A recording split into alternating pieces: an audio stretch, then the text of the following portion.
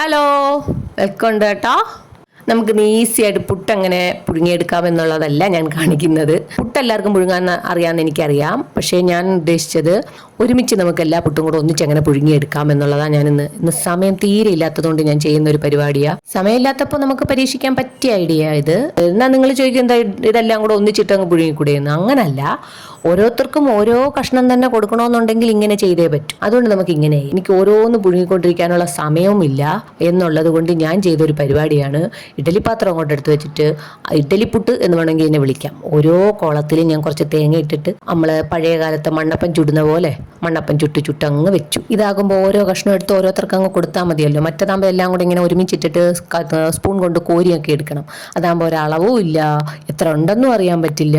പിന്നെ നമുക്ക് മറ്റൊരു ഗുണവും കൂടെ ഉണ്ട്, ഗ്യാസും ലാഭമാണ്. ഇത് ചിലപ്പോൾ മിക്കവർക്കും അറിയാവുന്നതായിരിക്കും. ഞാനിപ്പോൾ ഇന്ന് ചെയ്തപ്പം കാണിച്ചെന്നേ ഉള്ളൂ. പക്ഷേ ഒരു കൈ ക്യാമറയും പിടിച്ചുകൊണ്ട് ചെയ്തതുകൊണ്ട് പലതും അങ്ങോട്ടും ഇങ്ങോട്ടും ഒക്കെ പാളിപ്പോയി. ക്യാമറ ഇല്ലാതെ ചെയ്യുമ്പോൾ ഇത് അടിപൊളിയായിരിക്കും. ഈസിയുള്ള എളുപ്പം എന്താന്ന് വെച്ചാൽ നമുക്ക് ഇതിന്റെ അടിയിൽ തന്നെ വെള്ളം കിടപ്പുണ്ടല്ലോ. ഈ വെള്ളത്തിനകത്ത് നമുക്ക് ഏത്തപ്പഴം ഇടാം, മുട്ട പുഴുങ്ങാനിടാം, അങ്ങനെ എല്ലാം ഇടാം. ഇതും വേണ്ട, ആവശ്യമുള്ളത് മതി. അപ്പോൾ ഒന്നിച്ചെല്ലാം ഒരു വെടിക്ക് 3-4 പക്ഷികൾ ഒരുമിച്ച് വീഴും. അതാണ് സംഭവം. Okay, bye, see U.